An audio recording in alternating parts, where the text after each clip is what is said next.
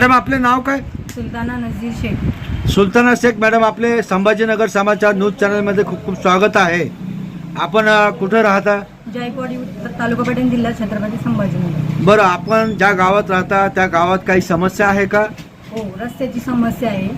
जो माझं गाव जे आहे जायकवाडी उत्तर, या ठिकाणी मी राहते, ते कातपूर ग्रामपंचायत अंतर्गत येतं। कातपूर ग्रामपंचायत अंतर्गत कातपूर फाट्यापासून पुढे गेल्याच्या नंतर जो जोगेश्वरी रस्ता लागतो, त्या रस्त्याच्या जवळून एक डाव्या साईडला पुन्हा एक रस्ता जातो, तिथे वस्ती आहे। त्या वस्तीला डांगे वस्ती म्हणतात किंवा मग साळवे वस्तीच्या बाजूला सुद्धा ती वस्ती आहे। त्या ठिकाणी जाण्यासाठी एक छोटा पाऊलवाट रस्ता आहे, पण त्या रस्त्याने जाण्यासाठी पूर्ण पावसाळ्यामध्ये पूर्ण पाणी साचलेलं आहे। सध्याच्या परिस्थितीमध्ये त्या रस्त्याने आपण चालू शकत नाही, पूर्ण गड्डे पडलेले आहे, त्या गड्ड्यामध्ये पूर्ण पाणी साचलेलं आहे।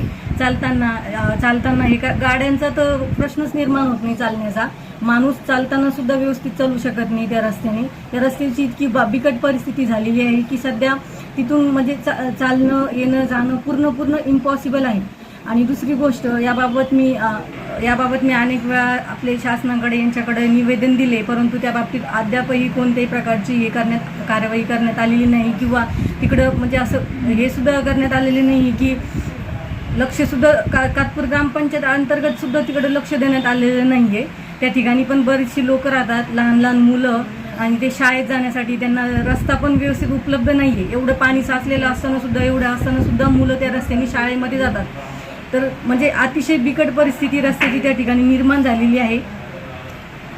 रस्त्याच्या समस्येबद्दल आपण जे सांगितलंय त्या संदर्भात आपण शासनाकडे पाठपुरावा केला का? हो, कुठं आपण या संदर्भात तक्रार दिली? तहसील, बर, कातपूरचे सरपंच, त्यांना पण मी वेळोवेळी म्हणजे या बाबतीत लेखी नाही पण तोंडी सांगितलेलं आहे की या रस्त्याची अशी म्हणजे दुरावस्था झालेली आहे। परंतु आपल्या रस्त्याची मागणी ही रास्त आहे। हा रस्ता जो आहे तो प्रचंड वर्दळीचा आहे।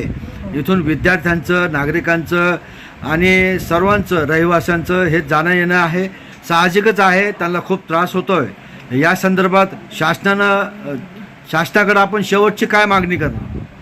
एवढीच मागणी करणार की तो रस्ता डांबरीकरण तर नाही होऊ शकत, पण त्या रस्त्याची का होऊ शकत नाही? डांबरीकरण का होऊ शकत? यासाठी होऊ शकत नाही की साईडला एक कॅनल आहे, कॅनलमुळे तिथे रस्त्याची माझी फक्त एवढीच मागणी आहे की तो रस्ता फक्त सिमेंटचा जरी करून दिला, खडी सिमेंटचा जरी करून दिला तरी ठीक आहे। बाकी तर तुमची फक्त सिमेंटीकरण करून देण्याची मागणी आहे, ती रास्त मागणी आहे।